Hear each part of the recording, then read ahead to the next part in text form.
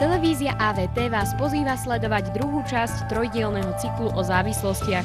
Všetky relácie majú spoločného menovateľa a tým je prevencia, na ktorú je sústredená pozornosť autorov relácií. Témou druhej časti je fajčenie. Premiéru relácie s Ľubošom o závislostiach vyrobenej v spolupráci s Protidrogovým fondom si môžete pozrieť vo štvrtok 11. decembra o 18. hodine.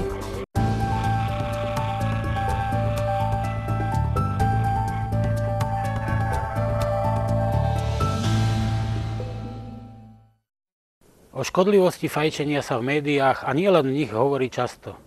Napriek tomu takmer polovica Slovákov fajčí. Prečo? Prečo jednoducho neprestanú? Je to také ťažké prestať fajčiť? Bohužiaľ, tiež som fajčiar a viem o tom svoje. To, že fajčí veľké množstvo dospelých ľudí, je iba čas problému. Horšie je, že stúpa počet fajčiarov medzi deťmi. Vidieť 10-12 ročné deti fajčiť nie je zriedkavosťou. Prečo je to tak? Vedia, čo im hrozí? Vedia to ich rodičia? Poďme to zistiť.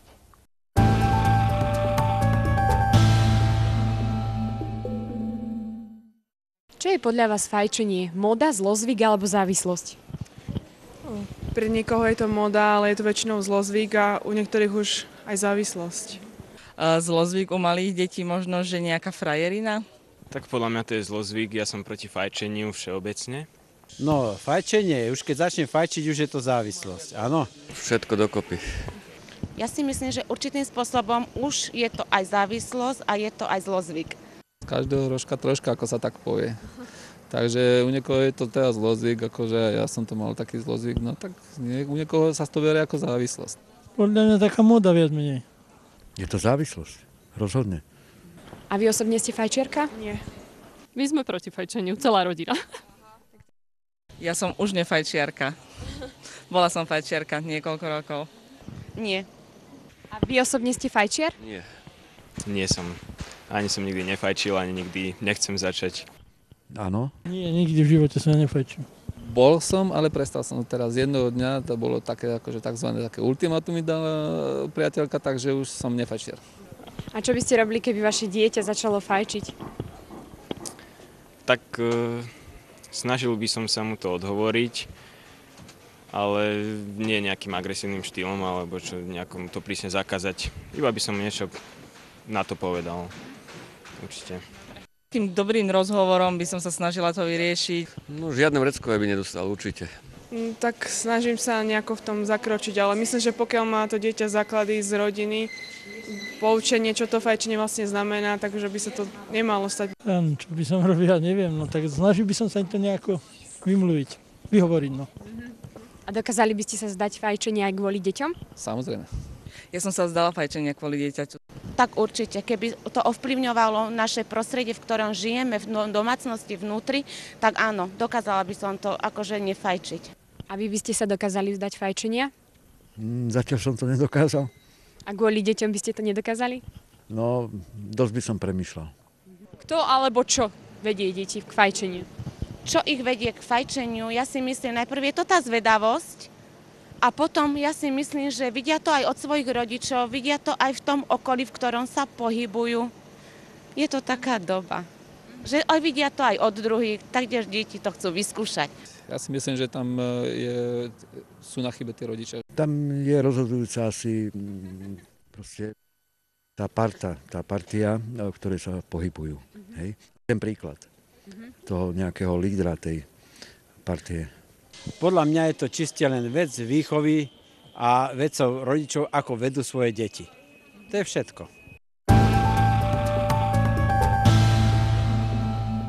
Väčšina detí v predškolskom veku vie, čo sú to cigarety. Bez ohľadu na to, či ich rodičia fajčia alebo nie. Tretiaci v základnej škole budú o fajčení vedieť určite viac. Poznáš vo svojom okolí kamarátov, ktorí fajčia? Áno. Nie. No, niektorých. Áno. Áno. Nie. No, poznám. Áno. Nie. Áno. Áno. A koľko majú rokov tí tvoji kamaráti? 12. 10. 16. Asi tak 10. 12. 13. 9. Poznám jedného takého, čo keď bol štvrták, tak fajčil. A kde takto chodievajú fajčiť? Tu pri školu, pri Činžaku. Pri dome tam. Tu v parku. A vie, že fajčenie škodí zdraviu? Áno, viem. Áno, viem. Áno, viem o tom. Áno, škodí zdraviu. A veľmi. A čo si ty myslíš o fajčení? Že je to veľmi zlá vec. A zlý zlozvyk. Že to škodí plúcam. Že je to zlá vec. Lebo sa už z toho nedá odnaučiť, keď raz začne niekto fajčiť.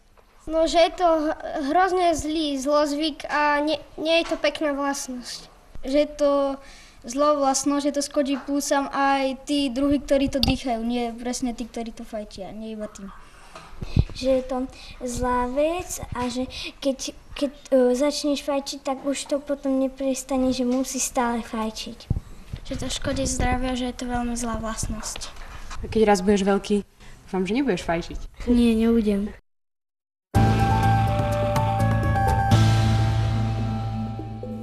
Myslím, že v každej škole sa okrem vzorných žiakov nájde aj zo pár viac alebo menej problémových detí, ktoré sa tak povediac nevedia vpratať do kože. Najdú sa tu však aj fajčiari? Opýtame sa pani učiteľky na jej skúsenosti z praxe. Kto alebo čo podľa vás spôsobuje, že malé deti začínajú fajčiť? Keby bolo jednoznačne možné zodpovedať na túto otázku, tak by bol problém vyriešený. Je tu nahromade spústa faktorov a jednou z nich je partia. Napriek tomu, že všeobecný názor je taký, že problém je v rodine, samozrejme zohráva veľkú úlohu, ale dieťa v tomto veku sa snaží vyrovnať partii, zapadnúť a preto častokrát prvýkrát chytá cigaretu do ruky. Stáva sa, že si žiak zapáli cigaretu priamo v areáli školy? Stáva sa to, ale zriedkavo, na to dieťa už musí byť patrične otrelé, ale samozrejme niektoré skupiny detí nemajú s tým problémy. Ako škola postupuje, ak pedagóg prichytí žiaka fajčiť? V prvom rade musí byť upozornený rodič, mal by byť informovaný, hlavne pokiaľ sme si istí, že o tom rozhodne nevie. No a potom sa robia výchovné opatrenia. Sú to buď to napomienky triedneho učiteľa, v závislosti od toho, čo to dieťa vlastne už má po tej výchovnej stránke za sebou. Aké sú reakcie rodičov, keď im oznámite, že ich dieťa fajčí? No môžem povedať, že tie najrôznejšie. Od normálneho prijatia a zaujatia postoja až k reakciám agresívnym, kedy nás rodičia napadnú, že si vymýšľame na dieťati, sedíme a jednoducho nekonštruktívne reagujú.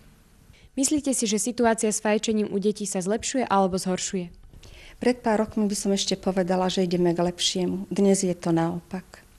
V praxi fajčí viac dievčat alebo chlapcov? Pred nedávnym časom to rozhodne boli chlapci. Teraz bohužiaľ musím skonštatovať, že sú to dievčatá a vedú prim. Riziko je väčšie u dievčat alebo u chlapcov? Ja osobne vidím väčšie riziko u dievčat. A to z toho dôvodu, že raz budú matkami. Jednak budú od malička dávať dieťaťu príklad, že fajčenie nie je nič výnimočné, nič zlé. A jednak už svojou fyzickou dispozíciou, ktorú fajčením rozhodne získajú, budú odovzdávať isté zdravotné problémy a rizika dieťaťu. Ako môže štát pomôcť riešením problematiky fajčenia na školách? No, jednoznačne prevenciou, podporením istých programov a vytvorením priestoru pre túto tematiku.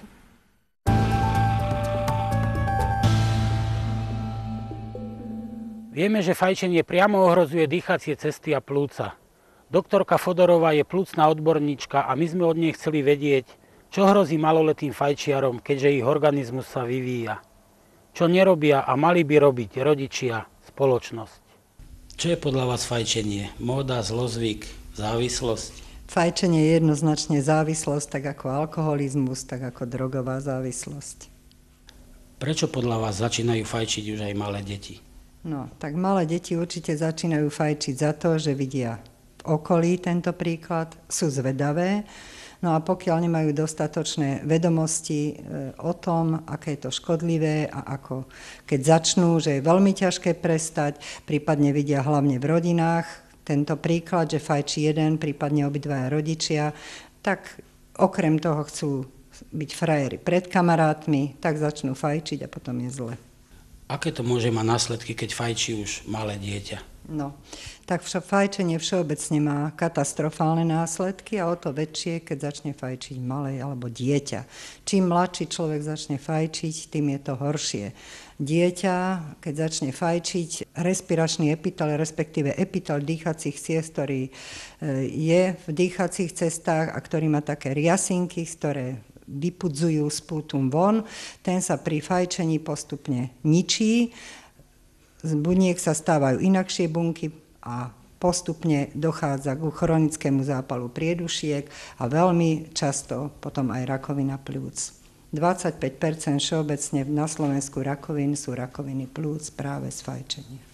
Okrem rakoviny pľúc, okrem chronického zápalu priedušiek, ktorý môže končiť tiež smrťou, je to veľmi vážne ochorenie.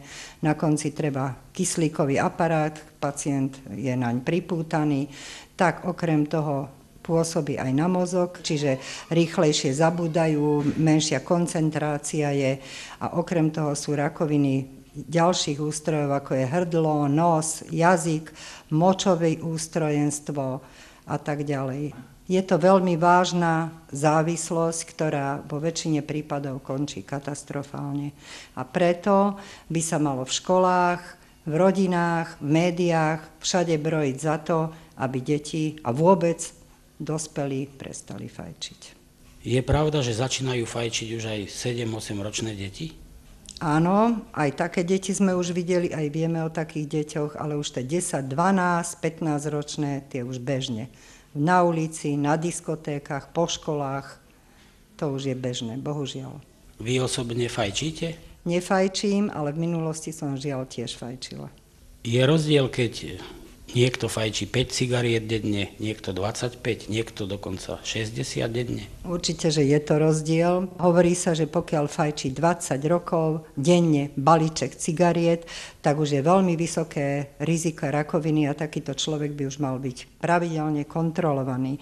Takže z toho sa aj odvíja, že čím viac cigariet bude fajčiť, tým skôr má možnosť ochorieť na ochorenia, ktoré súvisia s týmto fajčením. U detí je to ešte horšie, pretože tam aj pár cigariet môže už vyvolať tvrdú závislosť.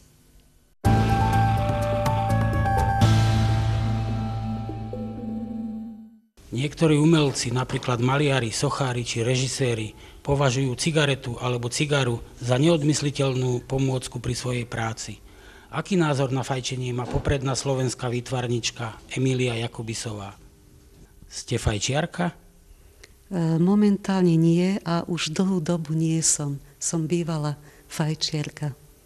Niektorým umelcom sa vraj s cigaretou, cigarou alebo fajkou lepšie tvorí. Vedia sa lepšie sústrediť. Majú vraj lepšie nápady. Čo si o to myslíte vy? No s týmto súhlasím, lebo toto bol asi taký dôvod, prečo som fajčila počas mojich umeleckých štúdií v Bratislave aj v Prahe a vtedy fajčili témer všetci študenti, fajčilo sa v škole na prednáškach, v divadle, na skúškach. Ja som si nevedela predstaviť bez cigarety, že niečo namalujem, nejaký návrh vymyslím do divadla. Čiže cigareta bola vlastne súčasťou nášho životného štýlu a mali sme taký pocit, aj sme to prehlasovali, že bez cigarety sa nemôžeme vyjadriť, nemôžeme mať nápady, nemôžeme komunikovať. Čiže cigareta vlastne v tom období mojich študentských čias bola taká rekvizita, veľmi používaná často a všade. Napriek tomu ste ale prestali fajčiť. Mali ste dôvod? Mala som k tomu veľmi silný dôvod, a to zdravotný, pretože to množstvo cigariet sa podpísalo na mojej imunite. Veľa som fajčila, často aj v noci, keď som malovala. A keď som skončila svoje štúdia vysokoškolské, tak dokonca mi našli na plúcach nález. A v lete, keď bolo teplo, nemohla som dýchať. Takže vlastne cigarety boli pre mňa v tom prípade ohrozujúce život a zdravie. A keď ste prestali fajčiť, prestalo sa vám dariť v tvorení, vo vašej práci? No, toto by som chcela povedať ľuďom, ktorí sa snažia odnaučiť fajčiť, že je to veľmi veľký sebaklam si myslieť, že tá cigareta vám pomôže v živote. Možno, že dočasne, ale v podstate veľmi veľa viac škodí. A ja som zistila, že keď som prestala zo dňa na deň fajčiť, pretože som bola postavená pred otázku, či budem ďalej malovať a vychovávať svojich 2 synov, alebo teda budem ležať v špitáli. Takže moje rozhodnutie padlo z hodiny na hodinu a odvtedy, je to už niekoľko rokov, som sa cigarety ani nedotkla. A môžem povedať, že momentálne mojou najväčšou drogou je malovanie a tvorba a ďaleko sa cítim slobodnejšia bez tých cigariet. Čo myslíte, prečo napriek rôznym obmedzeniam a zákazom fajčí čoraz viac mladých ľudí?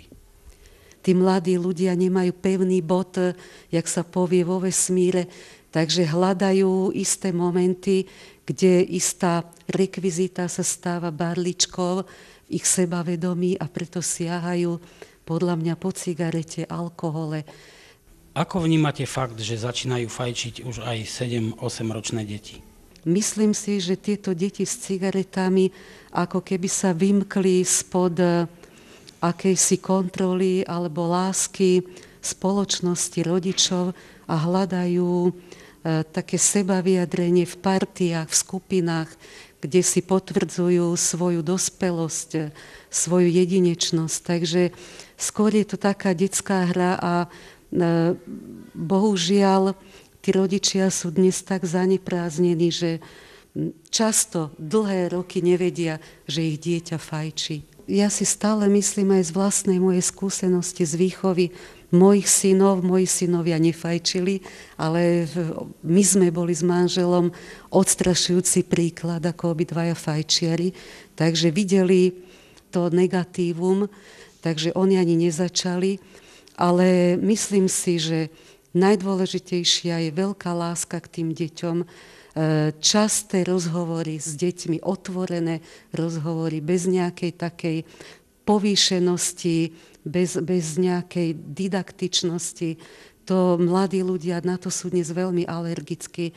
Treba skutočne aj na vlastnom príklade zlyhania alebo z takejto zlej skúsenosti treba tým deťom stále hovoriť o tom i svoje pocity, čo človek zažil, vlastne tie pocity, keď sa dusilo tých cigariet, keď začali byť teplá, ja som sa plazila štvornožky na balkón, aby som sa mohla v noci nadýchnúť a toto všetko som svojim synom stále opakovala. Takže toto si myslím, že toto je cesta, ako sa dá tých mladých varovať pred týmto zhubným návykom.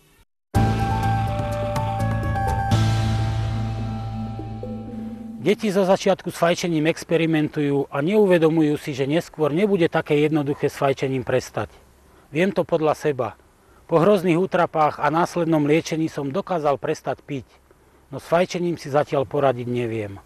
Všetky deti skôr než začnú fajčiť by mali vedieť, že fajčenie naozaj dokáže zabíjať. A určite najlepšie im to dokážu vysvetliť ich vlastní rodičia. To, že oheň je dobrý sluha, ale zlý pán, vieme všetci. Že to platí ale aj o počítačoch, vie málo kto. A práve to bude téma budúcej relácie s Ľubošom o závislostiach.